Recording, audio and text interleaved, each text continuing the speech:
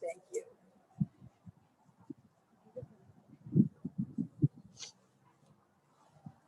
Does it look like everyone is here? Yeah, everyone is here.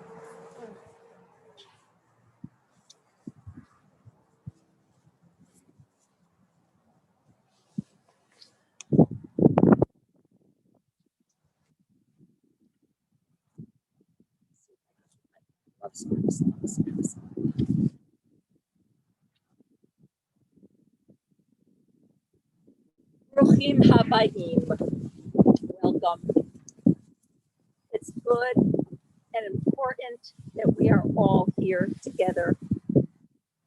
My name is Rabbi Sarah Gilbert. It's my deep honor to lead our service this afternoon.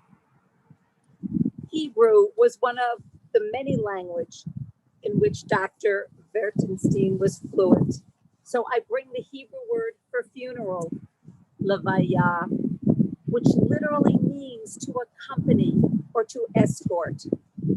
And it is important that all of you are here, for we together have come to participate in a most significant task, to accompany or escort a beloved mother, grandmother, and teacher and friend, Cornelia Vertenstein, on her next journey. During her lifetime, Cornelia experienced challenging, far-reaching relocations. Now we honor her as she reaches her final resting place. And we will do that according to our tradition, with prayer, some recitation of Holy Scripture, and sharing personal memories.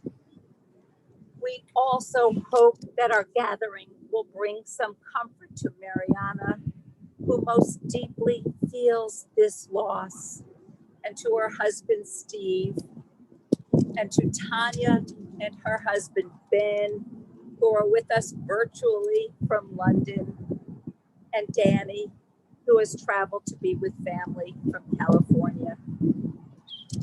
You are Nellie's legacy, bright and strong and very talented, each in your own way, reflecting your grandmother's talents and strengths, Tanya and Danny. We also extend sympathy to nephews Mark and Michael Yuron. I reach out with condolences too to the many families and students of Cornelia who are so deeply saddened by her passing and will feel her absence in so many ways.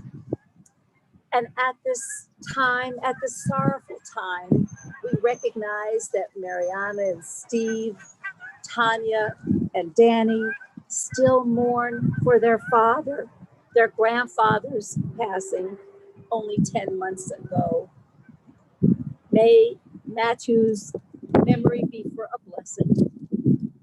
For all these reasons, we have come together and we consecrate this hour. The wisdom of our tradition informs us that all life is fleeting, but loving and caring go on forever. In the words of Kohelet, Ecclesiastes, Lakol tzemam ve'et lakol chafetz tachat hashamayim. A season is set for everything, a time for every experience under heaven, a time for speaking and a time for silence, a time for seeking and a time for losing, a time to grieve and a time to give comfort, a time for dancing and a time for wailing, a time for birthing and a time for dying. The time of mourning is a complicated time filled with many emotions and memories, bitter and sweet, sad and consoling. So we are reminded, as if we needed reminding. We're reminded that life is complicated, but the wisdom of our tradition can be a guidepost, a helpful guide for us. King David was a musician. His instrument was the harp. David composed and brought forth inspiring words. As her family described the spirituality, the significance, the divinity that Dr. Vertenstein brought to her musical expression, I think that it is most appropriate that we bring a Psalm of David today. This is one way of linking Cornelia's life with the 3,000 plus year old tradition of the people Israel. I do think in my imagination that King David of biblical fame and Cornelia, both musicians touched by the divine, would have so enjoyed knowing each other, perhaps playing together. Esa ene el haharim me'ayin yavo Ezri. A song for a sense. I lift my eyes to the mountains. From where will my inspiration come? My vision comes from the creator of heaven and earth. I am strengthened and upheld. My foot will not give way. My guardian will not slumber. The guardian of Israel neither slumbers nor sleeps. For the sun warms us in the day, and the moon and stars guide us at night. I will not fear the darkness. By the light of our lives, I will be guided in my going and my coming from this time forth and even forevermore. I regret that I never met Dr. Cornelia Vertenstein. I never had the pleasure, the honor of knowing her. So it is only after learning about Nellie from conversation with family, those who knew her best, and with your permission, that I offer this hesped, this eulogy, to share with you the facts and just some of the values of her life. I do so to honor Cornelia's memory and bring tribute, kavod, to her name as we lay her to rest today. There are so many inspiring teachings of great composers and musicians. I searched online for the right one to open my eulogy this afternoon. And it's interesting that the one I liked best is the one that Dr. Vertenstein herself chose to add onto her recital programs. It is thousands of years old, observed not by someone famous for his musical abilities at all, but by Plato. Music gives soul to the universe, wings to the mind, flight to the imagination, and life to everything. How Cornelia Vertenstein brought soul and wings and flight and life to her family, friends, and to her many, many students. It was her music, her art that brought meaning to life, not only for herself, but for those whom she touched, she taught, from the youngest students to the most experienced and professional. Dr. Vertenstein filled the lives of her loved ones and students with music. Daughter of Marcu and Sophia Iancu, and younger sister of Theodore, Cornelia was born in Cebu, Romania on January 21, 1928. Marcoux was an engineer and a violinist. Sophia, an undiscovered artist, a painter. I imagine that it is all these attributes that contributed to Cordelia's extraordinary drive and talents. Her abilities were recognized early as Nellie excelled at the piano as a child, starting to gather young piano students around her, giving lessons to others at the age of 14. Not only a talented pianist, Cornelia was a gifted teacher. How fortunate so many students and families have been that young Nellie undertook this path as her life's work. Surviving the Holocaust and the death of her father due to the cruelty of the Nazis, Cornelia continued her education after the war, a young woman who was always a dedicated student, as well as a teacher, a piano teacher, and who became highly respected as a concert artist in Bucharest. It was in the late 40s, early 50s that Cornelia met a friend of Brother Ted who came to rent a room in the family home. Matthew Vertenstein was a survivor of the labor camps. He was brilliant, becoming a respected engineer. After their marriage, Mariana was born. Cornelia and Matthew were successful professionals until life became unbearable under communist rule. Nellie knew that the young family needed to leave their homeland behind them. Waiting 2 years for visas while suffering the destitution of unemployment, the young family, along with Cornelia's mother, Sophia, reached Israel in 1961.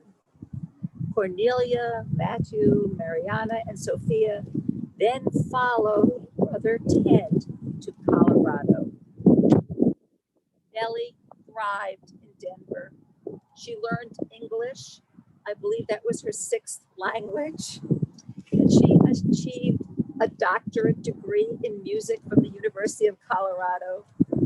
Cornelia fulfilled her passion to teach, opening a piano studio and becoming a respected member of the Music Teachers National Association. Although her marriage ended and Nellie was then on her own, she demonstrated great strength and resilience, finding remarkable success with her students, for she continued to learn and adapt her pedagogical skills to always meet the needs of her young musicians. Cornelia was no ordinary instructor. Her goal was to bring not only the joy of music to her students, but to nurture each learner in his or her own creative abilities. Cornelia's purpose was to share her own love for life that she found in the notes of the music. Dr. Vertenstein was strong-willed, opinionated, serious, disciplined, highly disciplined, and passionate, authentic, purposeful, and deeply, deeply dedicated. Personal needs, pandemic, technological challenges never stood in the way of her devotion to her students, as the New York Times recognized last spring. She knew that we are each here only for a short time, as she said. Living in a most productive fashion possible is what brings purpose and satisfaction to life. I am so appreciative that I can call on Nellie's family members now who can tell us better than I am able of the meanings, the teachings that Cornelia brought to her life and to theirs. Mariana.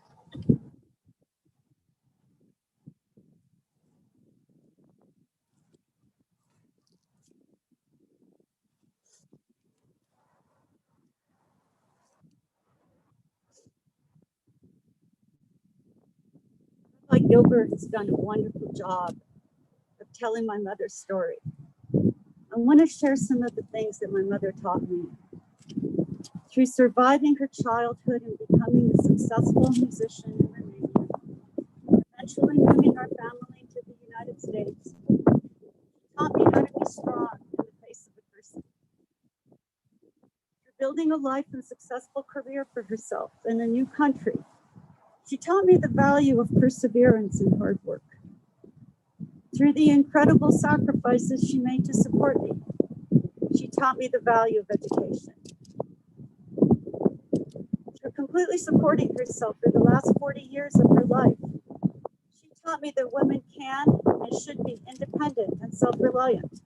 We're always pushing herself to keep learning, whether it was getting her doctorate, the innumerable books she read, or how she continued teaching through a pandemic. She taught me the value and necessity of always challenging yourself and confronting life's adversities with courage. Through her love of music, she taught me the importance of always seeking meaning in everything you do. My mother loved me and my family fiercely. She gave everything of herself to those she loved, and that included her students and her teaching. That was often at the expense of her taking care of herself. I cannot imagine my life without her presence. Thank you, Mom, for everything.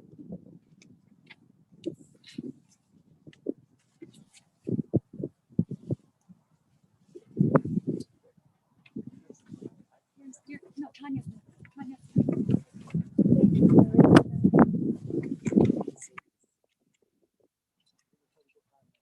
Miracles of technology. Tanya from London. Here we go. Share her reflections and thoughts. Can everyone hear me? Okay, Tanya, we can hear you. All right, thanks. When I was a child, my grandmother would always read me the same picture book. It was about an old woman, Grandma Tildy, who lives alone and is convinced to adopt a series of increasingly implausible animals. Even when she didn't have space for any more pets, Grandma Tildy couldn't turn down an animal in need. And in the end, she and all her animals created a very wonderful life. My grandmother continued to recapitulate the story of Grandma Tildy long after I'd outgrown picture books, until I finally forced her to stop around the time I was 10. I couldn't understand why she wanted to keep reading me this children's story. I'll never know for sure, but I think it was two things. The first is that she treasured the memories of me being small, because it meant she could protect me.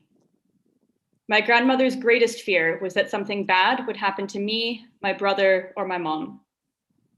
For someone who had been through so much pain and loss, she clung to the idea that she could somehow keep us out of harm's way. The intensity of my grandmother's love could be overwhelming at times, but it came from the strength of her desire for us to be safe, healthy, and happy.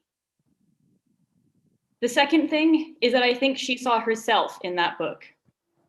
She was Grandma Tildy, the strong woman who lived alone and worked very hard, except that instead of taking in animals, she took in students.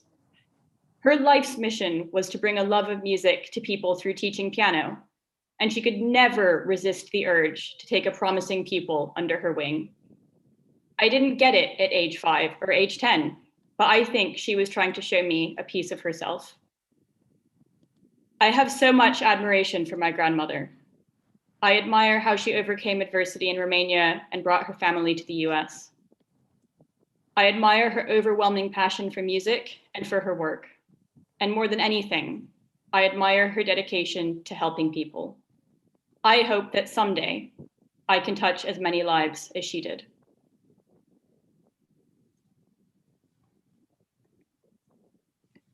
Thank you, Tanya.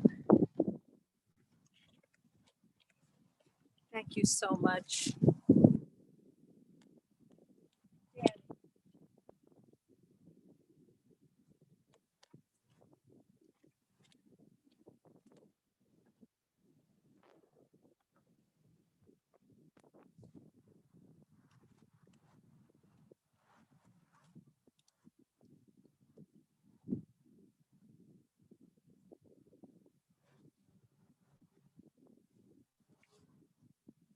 my grandmother's final calls to my mom, she said, "If I die, don't be sad. I lived a productive life." And as I've been trying to sort through what to say today and how to memorialize her here and for myself, this is a line that has really stuck with me. I think too often we hear that word productive and we think, I did a lot of work, made a lot of money. And to Nellie, being productive certainly meant working hard, but I think it meant so much more. My grandmother survived the Holocaust, and she was so grateful for the gift of life in ways that I think few of us can truly understand. And she thought deeply about what to make of a life. And so, what did being productive mean to her?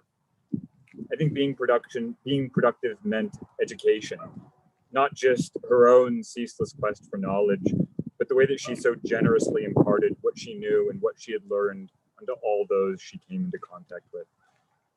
Being productive meant building community and the incredible network of students and parents and friends and colleagues who she nurtured and brought together over the years. There are so many people watching this service who've been brought together by her kindness and her generosity. Being productive meant making art, making the music and sharing it, the music that gave her world shape and meaning and beauty. And being productive meant growing a family. And to be honest, that was a place where Nellie could sometimes be overproductive. She always wanted to be supportive. She wanted the best for her children and her grandchildren, even if she didn't know the best way to communicate it. She certainly tried her hardest. My grandmother's productivity was headstrong, perseverant, and fiercely independent. And when I think of the through line in all of her forms of productivity, the common ground I find is love, the production of love through family, music, community, learning, and giving. Because from all of my grandmother's trauma and all of her loss, I think that she saw a way through it, through the productivity of love, that a better world could be made. She did her part to make that world and to show me the ways that I can work towards one too. So today, that's what I want to honor, my grandmother's extraordinary productivity. I'm glad she finally has the chance to get some rest, and I hope she knows just how loved she was right back in return.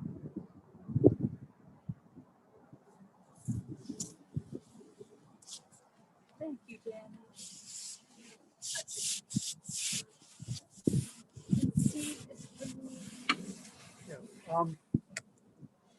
So I've known Nellie for 43 years, but today I want to give voice to others whose lives she's touched. I'd like to start off with a few thoughts from some families, whole families that she impacted. First from Amber and Alexis for the Mwanga family. You will be missed, Dr. Vertenstein. You put a love for piano in us. You changed our lives for the better in that regard. From the Falta Hauk family, apologies for any mispronunciations. Natalie, and Annika, and Michael. The passing of Dr. Vertenstein has left a void in our lives. She was an exceptional woman and piano teacher who cannot be replaced. Piano and music theory, she conveyed perseverance, discipline, and a positive attitude towards life to those who had the honor of being her students and to know her. We will deeply miss her too. From the Barish family. Our hearts are heavy with sadness knowing we won't see Dr. Vertenstein again. Yet they are also full of gratitude for the blessing of having had her in our lives for over 10 years, a teacher and an inspiration.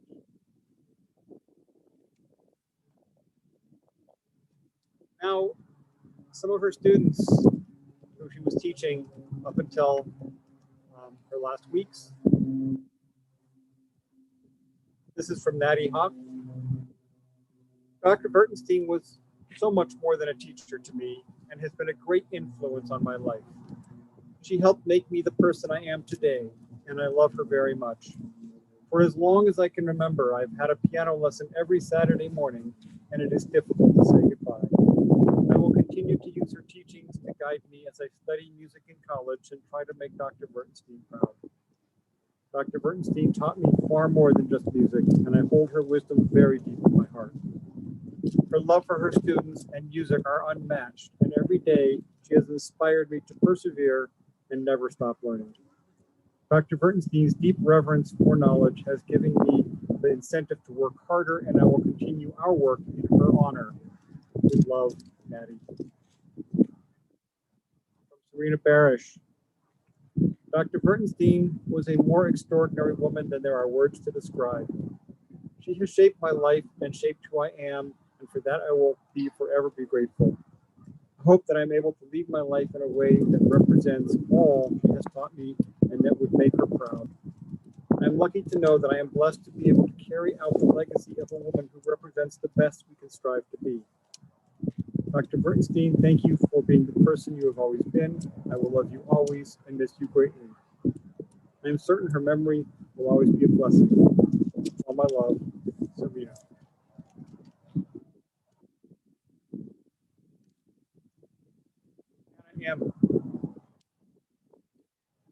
I'm a piano teacher, but I am also a mom. Dr. Vertenstein offered with concern. Frustrated with my lack of progression in a piece and some then troubling event at school, I had begun crying during our lesson to my embarrassment. But Dr. Vertenstein offered this reassurance, brought me tissues, and allowed me to sit quietly for a few minutes. She began to brainstorm ways to help me. More than the concerts and the Royal Conservatory assessments, I remember this moment and let it define what Dr. Vertenstein means to me. Every Tuesday for the past 4.5 years is marked with Dr. Vertenstein's quiet guidance and to talk of love. Tranquil moments of sitting by the record player to listen to Bach and sifting through her library for a priceless edition of a piece she bought in a garage sale were interspersed between the concerts and assessments. My time with Dr. Vertenstein is saturated with her artistry, whether it was in the way she contemplatively closed her eyes to listen to me rehearse or to passionately explain the history behind my pieces. Dr. Vertenstein allowed for times to cry, make mistakes, and ask questions because, aside from simply teaching Mozart, she taught her students how to experience life. Almost every lesson, Dr. Vertenstein said to not just play the notes, but to feel the line. She would advise each of us, student or not, to go through life feeling the melodies, crescendos, and climaxes. It is an honor to be one of the last students of Dr. Vertenstein, a woman who knew it was not enough to simply play the notes.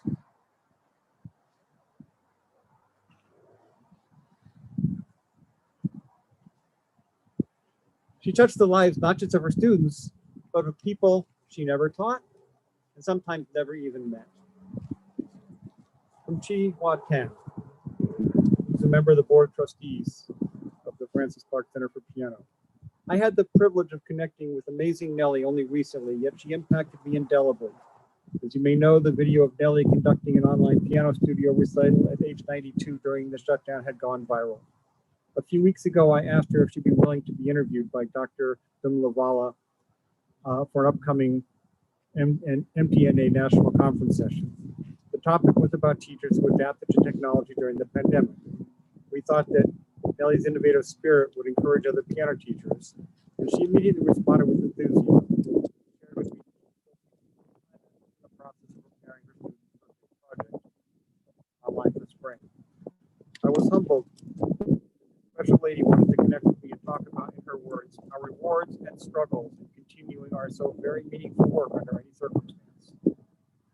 Nellie's generous heart and her adventurous and indomitable spirit to conquer new things in her 90s inspires and invigorates all of us on our journey.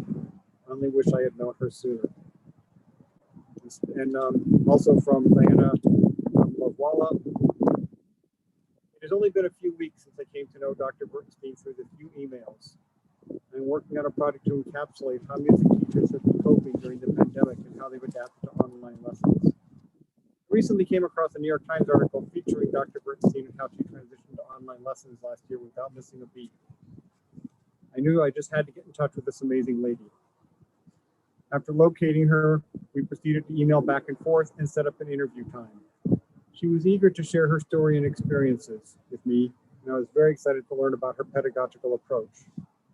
Although my interaction with her was limited and only by email, the news of her passing saddened me as it seemed to be happening in the midst of our ongoing conversation. It is clear she was a very dedicated to her students, and she left a great impression on them. I hope that her legacy will be cherished for many years to come. offer my sincere condolences to her family as well as the students and parents of her teaching students. Okay, so she taught piano, and her students eventually graduate and leave. What do they feel about afterwards? I'd like to close with some words from 3 of her students from some time ago to a long time ago. Victoria Bennett Cowan.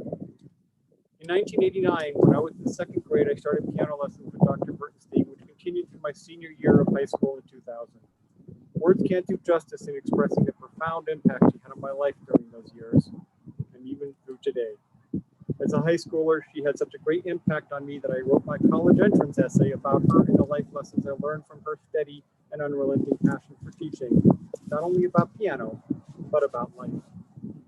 Do we have to practice? I asked somewhat jokingly. No, I don't want you ever to practice.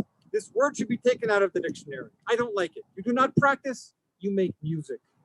You don't play empty notes. It's a piece of art that you create, was her response. Those words are embedded in my memory. I have never thought of the word practice in the same way. In fact, Dr. Vertenstein taught me more than how to play the piano. She taught me many lessons about life. Uncompromisingly, she refused to tolerate laxity in my piano study. I quickly realized how essential practice was to my performance. The light in her eyes when I mastered a difficult piece was one of pure joy. I felt a surge of triumph when I witnessed her happiness and approval. As time passed, I realized the important life lessons she was teaching me. Nothing worthwhile in life comes easily. Persistence and discipline are skills that transfer directly to life and the obstacles we encounter. My relationship with Dr. V taught me to think about the sensitivities of others, about the different perceptions of the world each person possesses. One day I naively asked her if I could play Schindler's List, and she said she would play through it for me.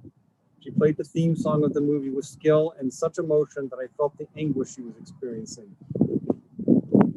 By the end of the piece, the tears were streaming down her cheeks. The song represented the anguish she had endured. This was a beautiful piece of music to me, but to Dr. V it represented so much more.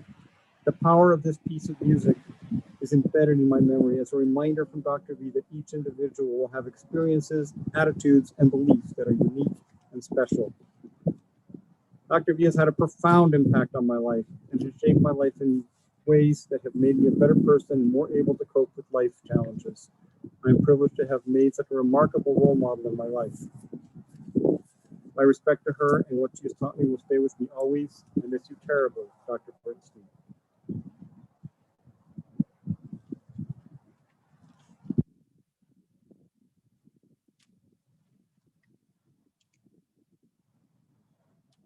From Sylvia Roeder, who herself was a piano teacher for many years. If I hadn't spent an hour each week for 9 formative years with Nellie Vertenstein, my life would have gone in a very different direction. The remarkable thing is that hundreds of people can honestly say the same. Because music, piano, and teaching became my profession, her impact on me was direct and profound. She instilled in us a love of music for its expressive power and taught us to delight in discovering each composer's intentions. I looked over some of the pieces that I studied with her and noticed the notations in her handwriting. Legato, sing, full orchestra, long line, all meant to help in my search for the most beautiful path of the piece. She often remarked about what a wonderful thing it is that we do as music teachers. We have the privilege and great responsibility of shaping young minds, and we do so spending our time with incredible works of art. In my student days, Nellie was pursuing her doctorate at the University of Colorado while maintaining a full-time teaching studio and being a wife and mother. What an incredible role model for my teenage self. And in all the decades since that time, her curiosity about teaching music continued to lead her in new directions. I can't think of a more inspiring role model. I will miss her guidance, her friendship, and her inspiration. For my 16th birthday, Nellie gave me a gift of a book of Brahms piano works. I think her inscription is indicative of her priorities, her generosity. You can hear her gentle push towards my tendency for occasional laziness, and how she felt about each and every student who walked in the door. It's the inscription. My dear Sylvia, I wish you a life filled with good health and happiness. I have always been very proud of you, not only for the success, but for the artistic achievement and growth. I wish you to have the inner strength to work hard and with discipline and to use fully your potential and become a true and valuable musician. With love from your teacher, Nellie Vertenstein. Finally, one of her oldest students, Bob Biber. The late spring of 1964, having just turned 12 years old, I, accompanied by my mother, went to Mrs. Dr. Vertenstein's home on Garfield Street for an introduction and an audition to take piano lessons. Playing on the Chickering grand piano, I played a short Chopin prelude and a Bach two-part invention. I remember that she quietly listened to me and in a very quiet and straightforward way stated that she would teach me. She then proceeded to tell my mother she could see potential in me but would need to undo a world of bad habits. If I would work hard, perhaps I could overcome them and reach the potential she saw. From the beginning, she was upfront and honest, always encouraging, with no sugarcoating applied. I didn't realize it at the time, but the next 6.5 years of lessons shaped my life in a way that would never have happened had I not bought into her methods and depth of knowledge. We moved with her to Fairfax Street, and I would come to Westminster once or twice a week for at least an hour, depending on what we were working towards. My constant lesson time was Saturday at 7:30 a.m. And if I hadn't had breakfast, she would come out of the kitchen with fruit and cheese and also the look that without speaking said, "We can't work if you don't eat." I knew where I would be every Saturday a.m. and I looked forward to it immensely. We discussed the nuts and bolts of the music, the meaning of the music, and the meaning of music in life and how it fills a space that nothing else can occupy for the rest of your life. 57 years later, I can attest to the fact that without the piano and life understanding that I learned from her, my existence and experience would be dramatically less fulfilling. When I play pieces now that I've worked with her so many years ago, not only are her notations scribbled all over the music, but I can distinctly hear her voice either approving or disapproving of the sound being created. In the lyrical section of the Chopin B-flat minor scherzo, the melody has 3 repeated F notes in the right hand. I remember playing that section for her like it was yesterday, and when I reached the repeated notes, I, without thinking, played them all the same. She immediately stopped me with, "This is sound with no meaning. The notes are speaking, and each has its own color, tone, and essence. Show that, and you will make music, not noise." Nellie, I promise you that not only will you be in my heart when I play those F notes, but I will make them as musically meaningful as I can, because I will see in my mind your smile that I will miss so much.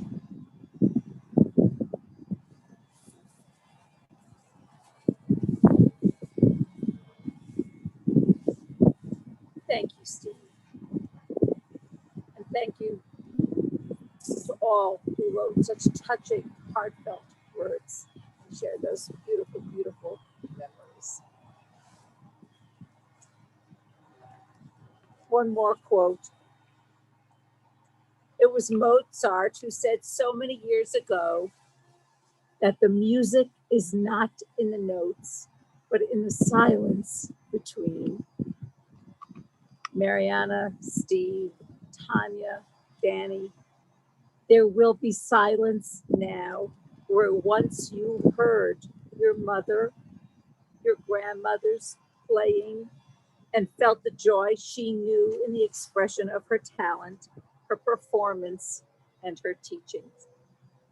But the sounds she created will still play in your minds. They will echo in your thoughts and your words.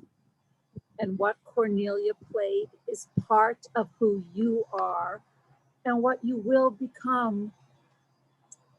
And Dr. Vertenstein's teachings will still sound in the minds and hearts of her students also, for her teachings are now part of what they are and what they will become.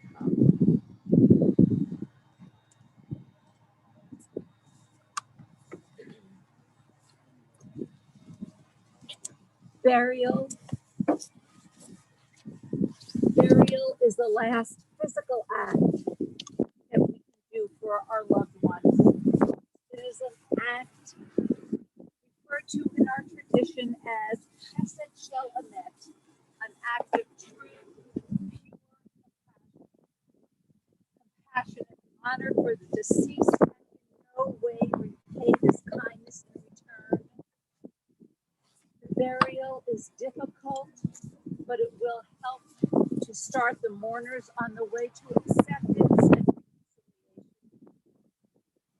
Our casket is fully lowered, and I invite everyone present to take your time, maintain your distance, but to join me in taking up the shovel to replace the earth into the kever, into the grave. And I invite everyone to please take their turn. Mariana and Steve, Danny, would you like to begin?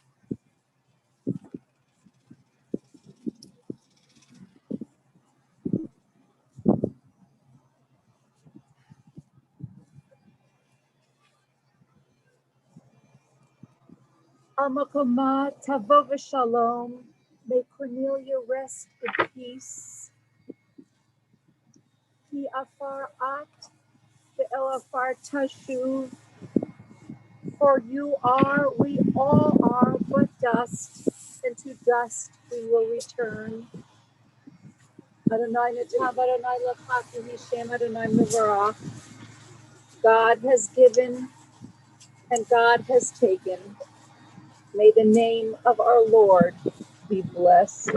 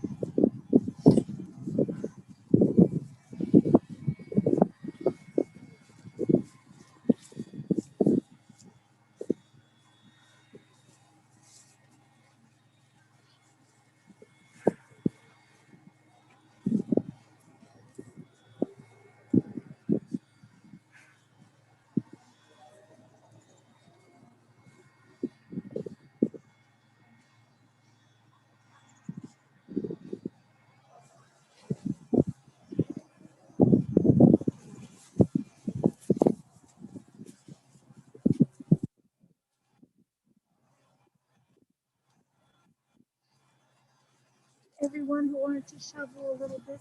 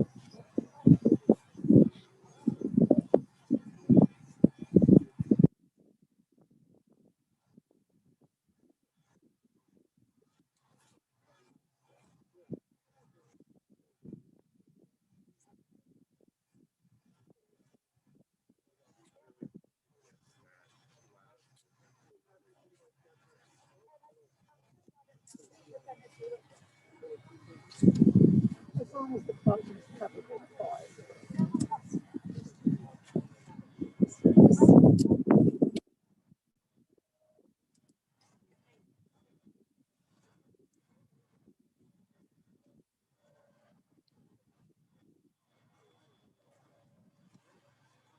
I invite you to take your seats again. We'll conclude our service. Thank you.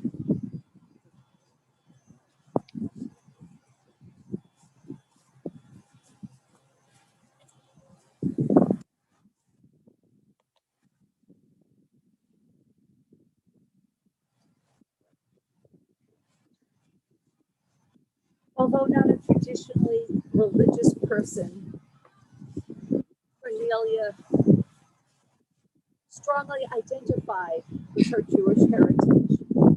So it's my honor at this time to recite the traditional prayer that Cornelia may rest in peace. And I invite everyone who's able to please rise for a moment.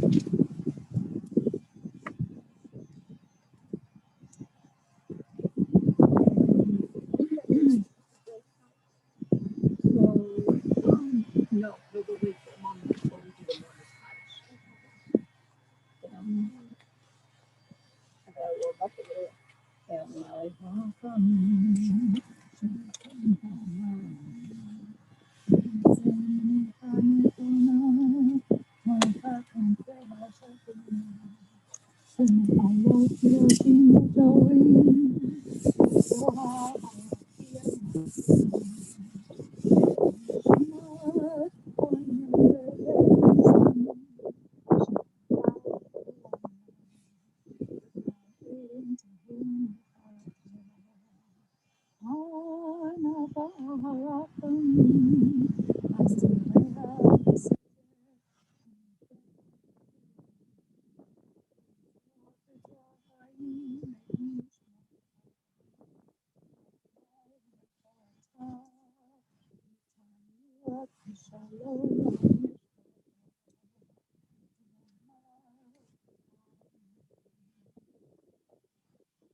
Merciful God, who dwells on high and in our hearts, grant perfect peace to the soul of Cornelia Vertenstein, who has gone to her eternal rest.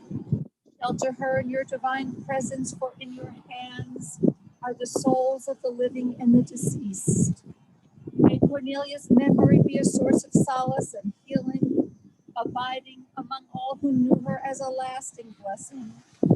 May her memory inspire those who knew her to live fully, justly, and kindly. May Cornelia's soul be at peace. May she be bound up in the bonds of eternal life. And together we all say, Amen. Recognizing the unimaginable, life-threatening hardship that Cornelia faced during her younger years as a survivor of the Holocaust, and the challenges, the persecution that she faced as a Jew during the communist era in Romania, I feel so grateful that we can lay Cornelia to rest in this place of peace now, surrounded by family and friends, recognized, honored, beloved. And although she and her family wanted more time, more months, even just through April this year, we are thankful for the years that were given to Cornelia. So it's most appropriate that we praise the Holy One with the words of the mourner's Kaddish. So please join with me, family.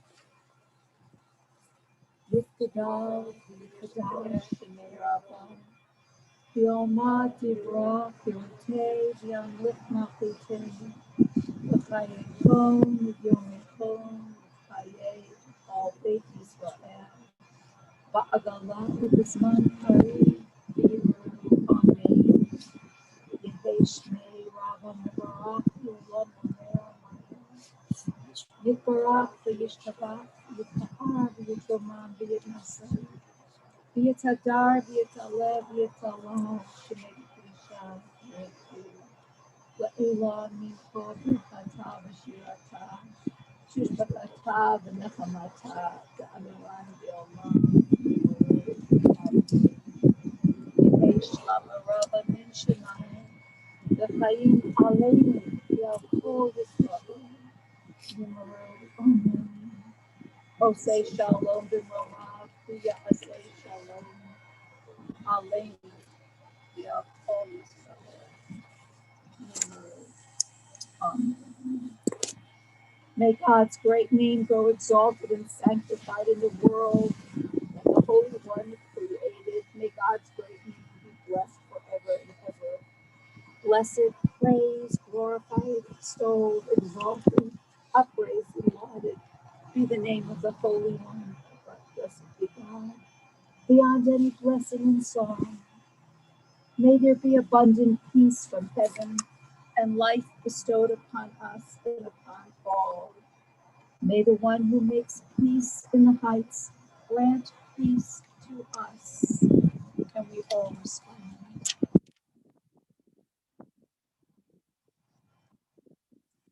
Peace, my heart.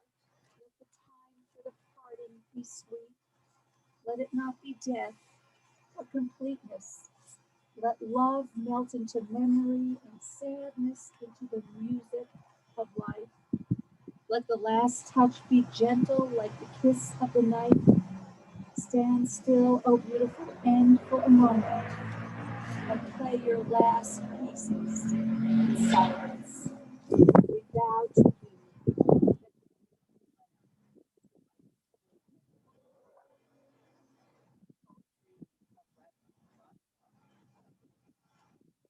I believe that silence will melt into the music of life, for this is the wisdom that Cornelia lived, shared, and taught.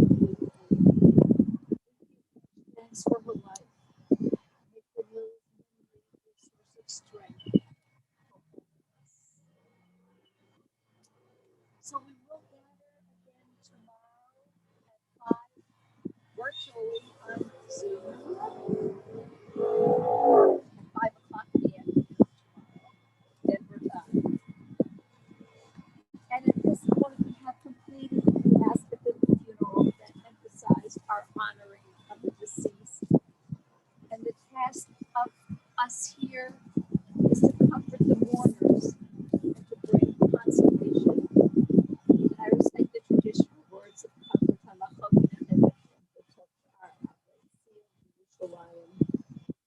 God comfort you among those who grieve, those who mourn, for Zion and Jerusalem. And thank you all for being